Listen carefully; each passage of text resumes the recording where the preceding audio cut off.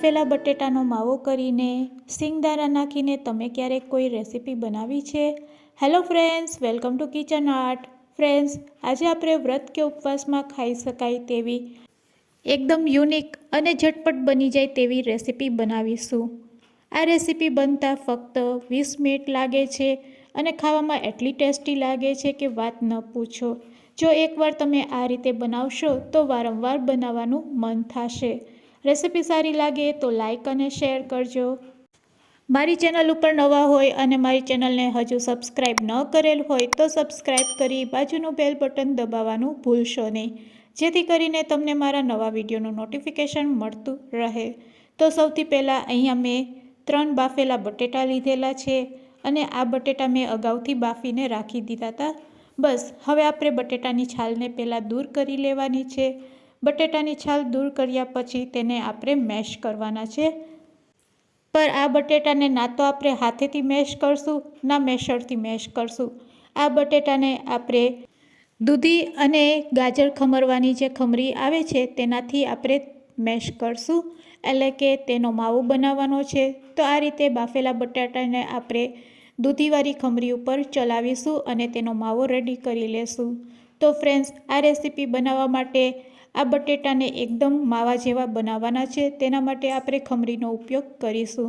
તો આ રીતે આપણે બધા બટેટાને મેશ કરી લેશું અને આ રીતે માવો રેડી થઈ જાય પછી તેમાં આપણે સિંગદાણા એડ કરવાના છે. તો સિંગદાણા એડ કરવા પહેલાં સિંગદાણાને આપણે સારી રીતે રોસ્ટ કરી લેશું, એટલે કે શેકી લેશું. તો ગેસની ફ્લેમ ચાલુ કરીશું. 1 નાની વાટકી જેટલા સિંગદાણા લેશું અને આ સિંગદાણાને આપણે શેકી લેશું. સિંગદાણાને શેકાતા ફક્ત 2 મિનિટ લાગે છે અને 2 મિનિટમાં જ તે આ રીતે શેકાઈ જાય છે.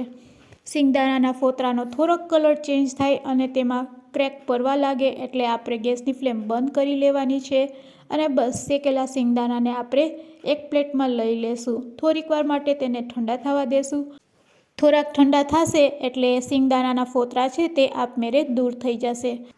તો બંને હાથની હથેળીની મદદથી આપણે આ રીતે સિંગદાણાને મસળશું એટલે તેના ફોતરા છે તે એકદમ સરસ દૂર થઈ જશે. હવે સિંગદાણા અને ફોતરાને દૂર કરવા માટે મારી પાસે સરસ ટ્રીક છે. તો પ્લેટ ઉપર આપણે આ રીતે જારો રાખવાનો અને જારામાં આપણે સિંગદાણા એડ કરી દેવાના, એટલે ફોતરા અને સિંગદાણા છે તે બંને આ રીતે અલગ થઈ જશે. હવે આપણે સાબુદાણા લેવાના છે. અહીં આપણે કાચા જ સાબુદાણાનો ઉપયોગ કરવાનો છે, પણ સાબુદાણા એડ કરવા પહેલાં તેને આપણે સારી રીતે શેકી લેશું. તો તે જ પેનમાં આપણે ફરીથી સાબુદાણા શેકી લેશું. અહીંયા સાબુદાણાને પણ આપણે 2 થી 3 મિનિટ માટે મીડિયમ ટુ લો ફ્લેમ ઉપર શેકવાના છે.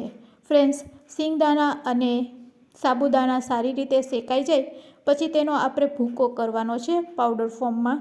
તો ફ્રેન્ડ્સ, તેના માટે સાબુદાણા અને સિંગદાણાને ખાસ શેકી લેવાના.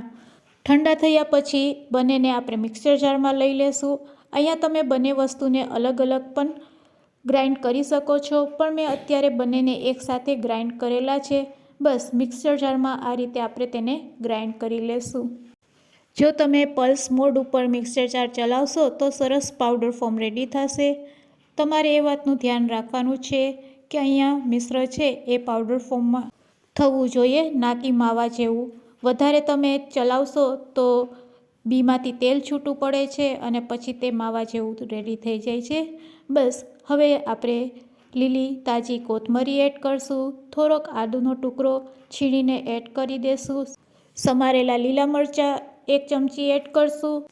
અડધી ચમચી મરી પાવડર અને સ્વાદ મુજબ મીઠું એડ કરશું. અહીંયા તમારે જીરું નાખવું હોય તો જીરું પણ અડધી ચમચી એડ કરી શકો છો.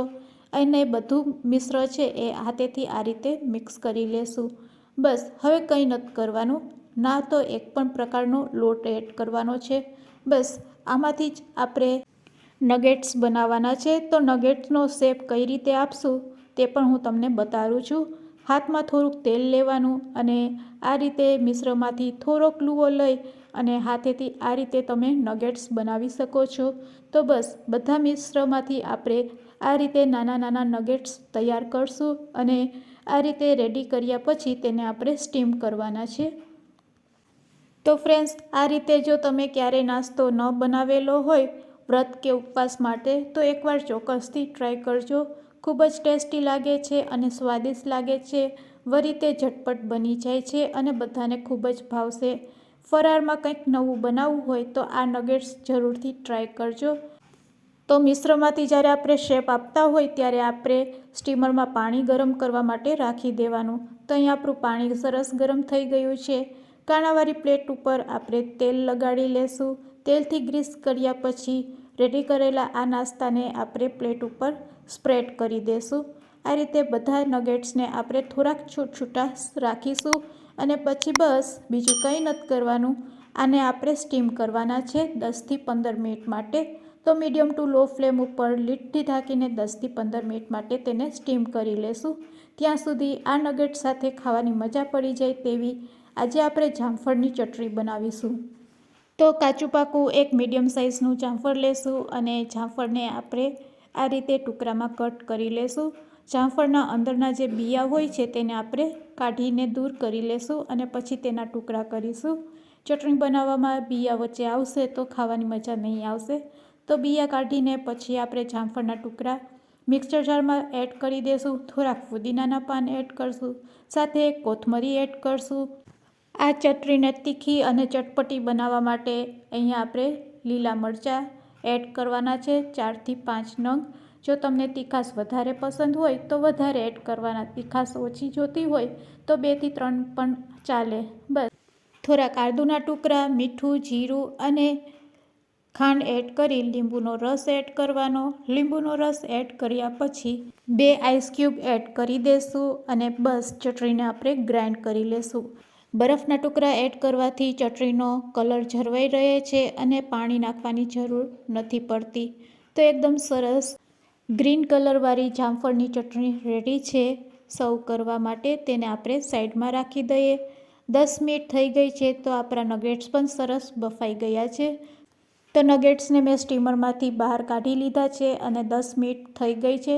ઠંડા પણ થઈ ગયા છે. ઠંડા થયા પછી તમે જોઈ શકો છો આપણા નગેટ્સ છે એ એકદમ સોફ્ટ તૈયાર થયા છે. આ નાસ્તાને તમે આ રીતે પણ ચટણી સાથે એન્જોય કરી શકો છો. પણ હું અત્યારે તેને વઘારવાની છું તો તેના માટે આપણે એક પેનમાં 1 ચમચી જેટલું તેલ લેશું. તેલ સારું એવું ગરમ થઈ જાય એટલે થોડુંક જીરું એડ કરશું, થોડાક લીમડાના પાન એડ કરશું અને બસ હવે આપણે તૈયાર કરેલા નાસ્તાને તેમાં આપણે એડ કરી દઈશું અને આ રીતે આપણે નાસ્તાને વઘારી લેશું. તો વ્રત કે ઉપવાસમાં ખાઈ શકાય તેવો ફરાળી નાસ્તો રેડી છે. પેટ ભરાશે પણ મન નહીં. બસ હવે ગેસની ફ્લેમ બંધ કરીને ઉપરથી કોથમીર સ્પ્રેડ કરી દેશું. ગરમા ગરમ આ નાસ્તાને સર્વિંગ પ્લેટમાં લઈ લેશું અને તેને જામફળની ચટણી સાથે આપણે સર્વ કરીશું. તો વ્રત કે ઉપવાસમાં કંઈક નવું ખાવાનું મન થાય ત્યારે ચોક્કસથી આ રેસીપી ટ્રાય કરજો. આજની રેસીપી કેવી લાગી તે મને કમેન્ટ્સમાં જરૂરથી કહેજો. રેસીપી સારી લાગી હોય અને વિડીયોને એન્ડ સુધી જોયો હોય તો એક લાઈક જરૂરથી આપજો. મારી ચેનલને સબસ્ક્રાઈબ ન કરેલ હોય તો સબસ્ક્રાઈબ જરૂરથી કરી લેજો. રેસીપી સારી લાગી હોય તો તમારા ફ્રેન્ડ્સ, મિત્ર અને ગ્રુપમાં શેર કરવાનું ભૂલશો નહીં. Thanks for watching. ફરી મળીશું આપણે એક નવી રેસીપી સાથે.